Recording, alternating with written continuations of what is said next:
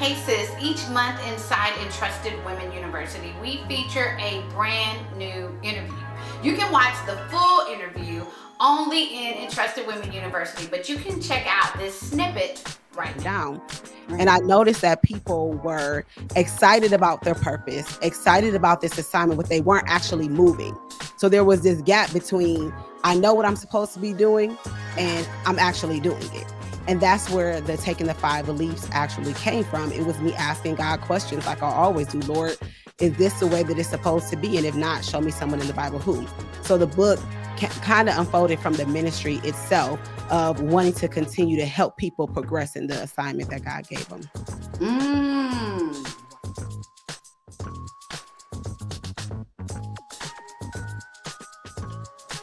Hi, Entrusted Women. I hope that you are doing well. I'm so excited to have Rachel G. Scott. What's up? Hey, thank you for having me. Yes, thank you for coming. You guys have probably seen her leaping like all over the internet, all these Right. different interviews, right? Just leaping, doing interviews, promoting a book, doing all the things, Bible study, YouTube. But just in case you have not, I am going to share a little bit of her bio so you can be caught up on all the things. And then we're going to dive into an interview. So Rachel is a wife, a mother, and an Ohio native. Okay.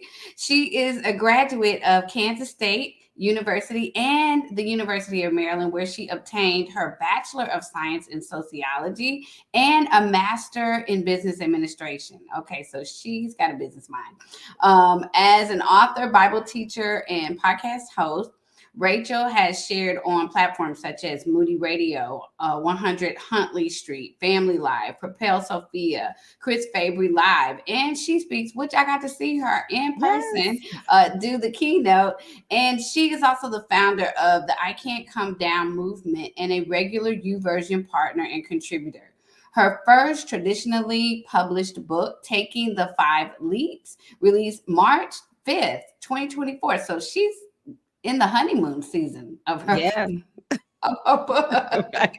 with Moody Publishers. Rachel is deeply devoted to serving God, loving and honoring her husband, and raising her children in a godly home where they experience authenticity and learn to embrace their imperfections. So that's a whole lot right there. It Just that is. last line. We could do a That whole part. podcast. Not Right. just loving God, but embracing your authenticity, because some of the authenticity that I've seen from my children, I don't want to Like, where you experience. get that from? Like, Who is that? who gave you that? Who that's not what we want. But anyways, we're not talking about that. Okay, so tell us a little bit about yourself, Rachel, how you got started, doing all the things. Yeah. So back in 2018 is when I started my ministry, but it didn't start off as a ministry. I felt like God led me to do a conference. And so I put this conference out there thinking, I'm gonna do this conference.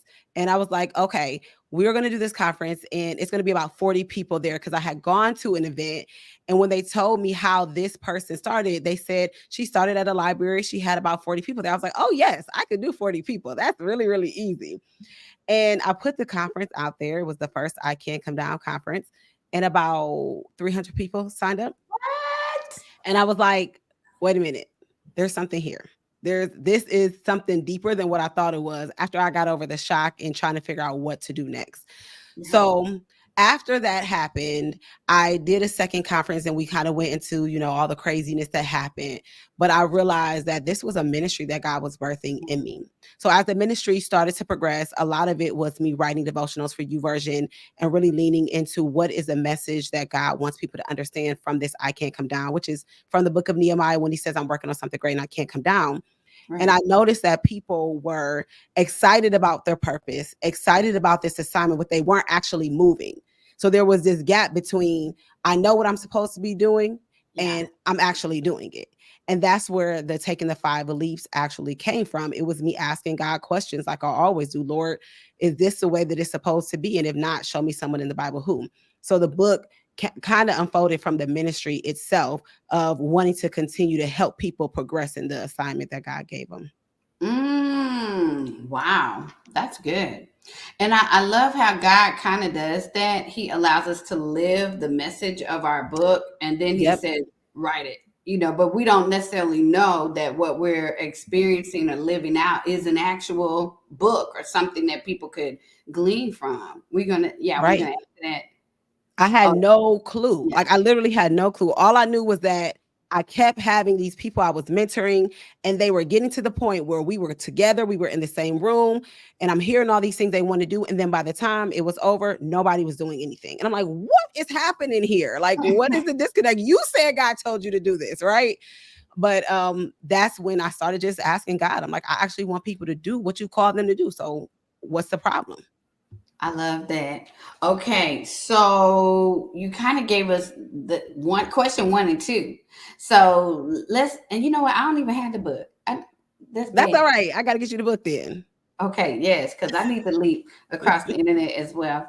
But in the beginning of your book, you differentiate between calling, vision, purpose, and assignment.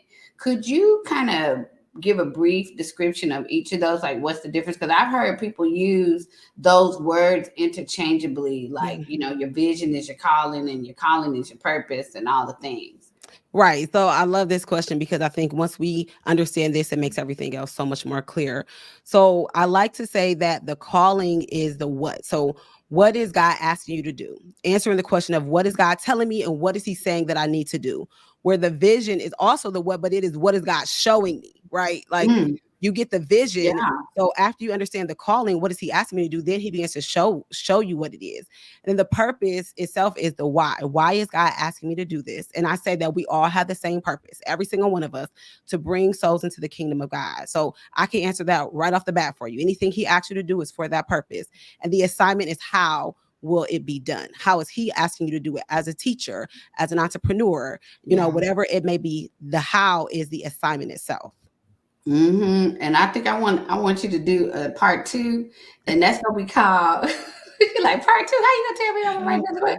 That's Part all two right. is gonna be called The Valley, Mhm. because I know in my life it's been like the Joseph experience where you have this dream and it's like you're gonna be doing this, this, and this, and it's like, ooh, I like that God, and then boom, you're in the valley, and Right. it's like the valley. This wasn't in what you just showed. This was not a part Right. of the vision that you gave me. But I think for everybody who, has this kind of larger than life vision or calling from God, there is also a corresponding valley that we're gonna spend some time in. Yeah. Ah, You know what? I talk in the book about preparation, the season of preparation. yes, And that that's is that it. valley season, whether you're doing something that you believe is a huge thing or you believe it's a smaller thing. It doesn't matter. The season of preparation is what builds the character that's needed for whatever the assignment Yeah, is. And that right there is that valley. Because that's when that I like to say the ugly comes out. The the stuff that's in there ugly. that's not supposed to be in there. And you got to go through some stuff to figure out, like, oh, that was there the whole time. Yeah. Because he doesn't want that there.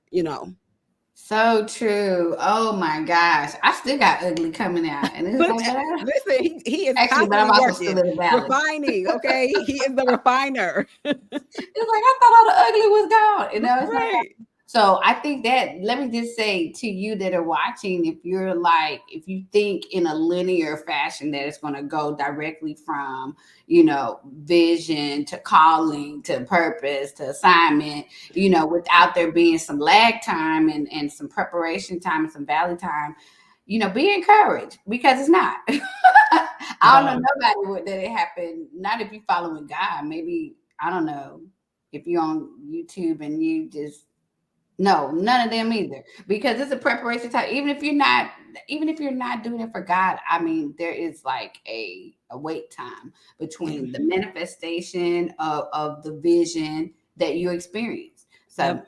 anyways, okay, so now let's talk about these leaps. Rachel been leaping, leap, leap, leap, leap, leap, all everywhere. Let's talk about them. Go ahead. Okay, so I'm gonna give you the five of them, and then I'll give a little synopsis of what they are. So it's the fisherman, the tent maker, the builder, shepherd, and trailblazer.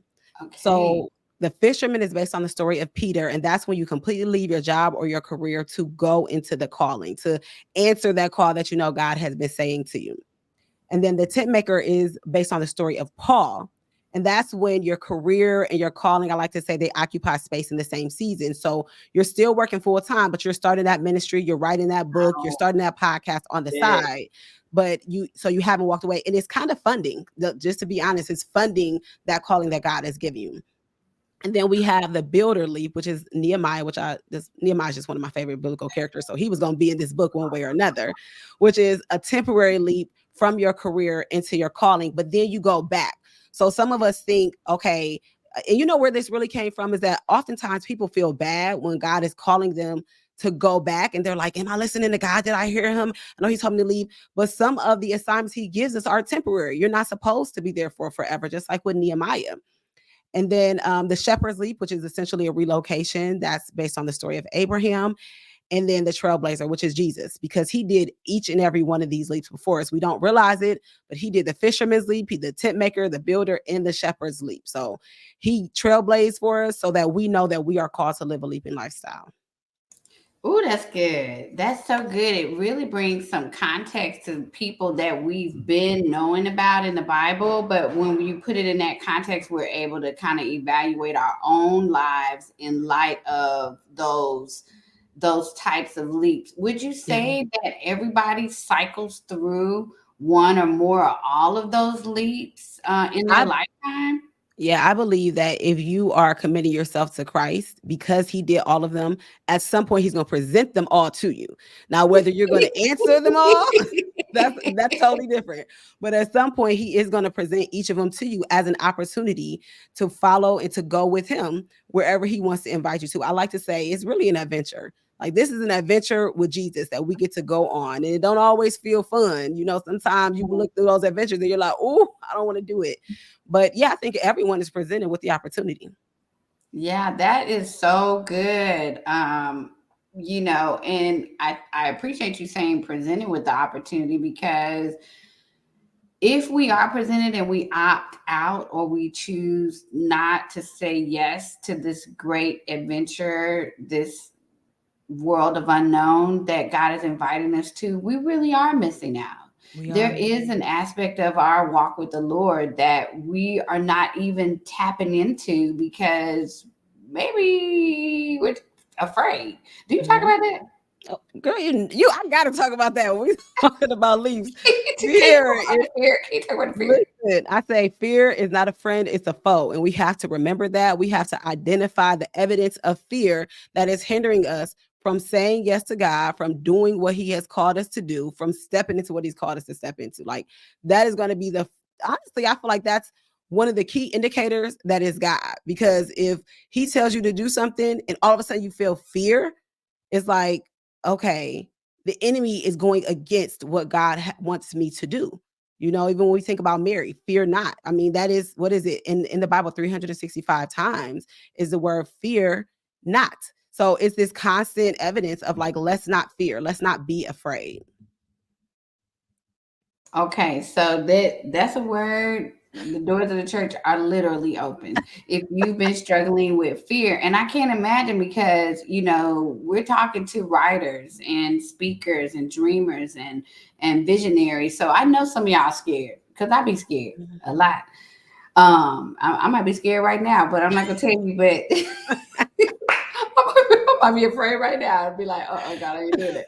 Right. But I'm just saying that that is a word for all of us that, God is inviting us into the great unknown. And we will have to Mhm. conquer fear on the way. Okay. So, uh, what do you believe? Well, we kind of talked about that. We kind of talked about that. Let's reflect on your own personal experiences. Could you share one of the most challenging leaps that you've taken, and how have you witnessed the faithfulness of God afterward? Yeah, I would say back in like, I don't even know when it was 2016. How old is my son? Okay, so it was 2016. Basically, both me and my husband, we walked away from our full-time careers. So I was a teacher at the time, although I'm back into teaching, but I was a teacher at the time. My husband was a property manager for a pretty large community kind of thing. And so we both walked away from those to go into full-time ministry. Now, had this book been out, I might have done things a little different, but the book wasn't out yet. So, but when we did that, I was terrified. I mean, I start off by sharing my journey of just the financial struggles that we went through after that. Going to see a financial team, thinking we're about to present this wonderful ministry to them, and they're basically like, "What have y'all done? Y'all not gonna survive. Why would you do that?" You know, just all the things. And I'm a calculator risk taker, so hearing all those things, I'm like, "What do we do?" You know, I'm just terrified. But I look at the evidence of God and the things that He did, the miracles that He performed during that time. Part of the reason we left was because our youngest son was dealing with a lot of medical things, and it was just starting to be really hard. My husband kept having to take off of work. I kept taking off of work, but we also knew that God wanted us to lay a foundation of something. And during that time, it was hard, you know, to lay that foundation. But we learned so much about the nature of God in that season that can never be taken away from us. Like it just can't. We know who God is because of that season and that choice. But now I also know that there's other ways to respond, and I understand that before God calls us to leave, He will give provision. So now we look for things a little differently than we did at that time. But it was terrifying. Child, I'm over here terrified myself because I'm just gonna say, I am an entrepreneur, but I still have not replaced my salary. I was also an educator, which my husband says, and by now you would have got a raise. So you still you got miles and miles to go, honey, Right. to recoup your salary. So and I thank God for my spouse having a steady job because we lean on that. I could not even imagine Yeah. if both of us, that's really, whew. It was hard, but I realized too that what I was being called into at that time was a fisherman's leap, and what my husband was being called into was a tent maker's leap because he ended up going back to work before me. But the things that he had to do to get that ministry going, which was our blended family ministry, which we still have, but God transitioned it to more of the women's ministry I have. But the things we had to do, it was necessary for him to lay the foundation of that. So he ended up going back to work before I did. But this is what I mean with the leaps. They cycle through. You know, I went into a fisherman's leap and now I'm definitely in a tent maker's leap. And at any given moment, I could be in a builder's leap. I don't know. But when I have that perspective in mind, it helps me to hold resources loosely because I know that He's the source. So anything that He moves me to is I'm willing to go because it's my source that's moving me. Oh my God. We don't even have time to get into that one. Y'all gonna have to go back and rewatch it because that there was a whole lot said in it. And I just heard your second book about leaping with your marriage because Listen, I do need to because write I on that because that was a whole thing. think what'd you say? I need to write on that. That was a whole process. That's right, because you may be telling your husband, I'm supposed to be doing a fisherman's leap, and he might, no, you ain't. You doing a 9 to 5 leap. Right. That's where you gonna be. So I think, whoo, honey. Okay, we only got time. Just write the book, and I'll bring you Just back write on. the book. I'll bring you back on to come and talk about it because that's a whole thing. I think a lot of women with these kind of type A, entrepreneurial, visionary, Bible teaching, YouTube having, TikTok being on type of people, we like, oh, God called me to do that. And your husband be like, what? Right. Yeah. Like right now, in the midst of all this, but that's when He will call. Like literally, He will call us when things are when it's not convenient. I'm gonna just put it When that it's way. not convenient. And it's just about having the wisdom to know how to communicate that. And sometimes waiting on the husband to kind of catch on up. Yep. Okay. With what God is doing and Yes. trusting that God is going to speak to the husband. I want to say our husband. He will do all. Oh, He will do all of that. he will do all of that. Okay, now, you kind of text on this, but how can someone recognize when God is inviting them to take a leap in their life? So I like to say that it starts with that nudging. Like you keep running into this same thing. And for whatever reason, it's just standing out to you that in order for you to do this, is going to be an uncomfortable transition. But it's like this thing keeps being presented over and over and over. But when you do feel that nudging, the first thing is not to say, okay, I got to leave my job. Like, let me just say that first. That is not the first thing you do. The first thing you do is you pray, but then you lean into the next thing. So the next thing could be, let me look up these classes or let me look into this conference. It's not this major big thing because we think so big all the time. We can go to the extreme so quickly. But what is the next thing to do in order to inquire more about what he's asking? And that's that wisdom that I was talking about, Mhm. and the Bible speaks so much about wisdom. If any man lacks wisdom, he should ask, Yeah. so don't be too jumpy. That's not Yes. the right word, but that's the word that I That's the that word. don't be too jumpy. Don't be Uh, too quick to leap. don't be too quick to leap. Yeah. Yes. Okay. And then throughout your book, you emphasize the idea of living a leaping lifestyle. Yeah. Could you clarify that a little bit? So this is kind of what we talked about earlier when you had asked, is everyone going to leap? And is that invitation? I believe that we are called to live a leaping lifestyle. So if in our minds we already know that, then when things are presented to us, we don't look at it like, oh, this is just about to mess up my whole life plans. No, this is part of the life you're supposed to be living. It is part of what God has called us to do until we leap into eternity. That is the last and final leap Jesus did. And that's the last and final leap we gonna make. So we got to make sure that we are being attentive and we are being responsive every single time an opportunity is presented to us. And that is a leaping lifestyle. Child, and then you just reminded me that when we make that final leap, our leaps are being evaluated. Yeah. Prayerfully, Listen. Yes. prayerfully, we go here. Well done. That's That's right. That's we, good. I didn't even think about even that. if Thank you. I know it. I heard it when you said that. I was like, oh Jesus, Right.